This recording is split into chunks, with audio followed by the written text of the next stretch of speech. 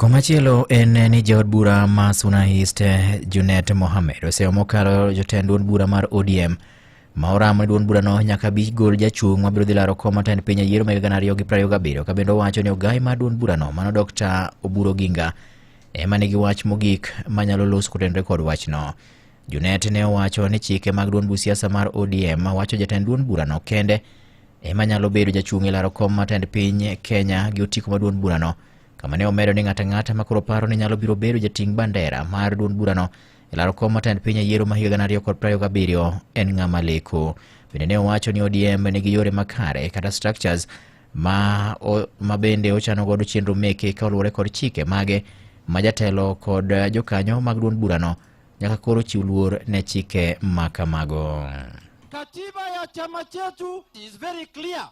Wanasema the person who has the last word on any issue in ODM ni party leader. Kama mnafikiri Dr. Oburu ana watu, sisi ndio watu wake. Tutakanyagana paka mtenda pembeni. Kuna wengine wanasema ODM lazima wakuwe na presidential candidate. Katiba yetu ya ODM inasema presidential candidate ya ODM ni party leader.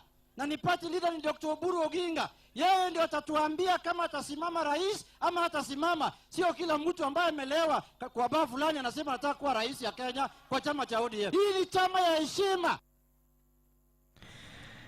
Jatelo no kata kamano bende ne owacho ni ng'ata ma bende koro nigi paro mar loko tend duond bura mar ODM en gino bende ok gibi yie mondo mi otimre kata matin ka gineno kama ne owacho ni giikore mar biro rakore adua gi jotelo ma koro dwaro mondo mi giketh duond siasa mar ODM. Kuna watu wanapanga kufanya kuu katika chama chetu. We will deal with them thoroughly from January, utaona. Si mnawajua hawa? Si mnawajua? Basi watu wa Suna East mkae tayari, kuna vita na nitatangaza kuanzia January.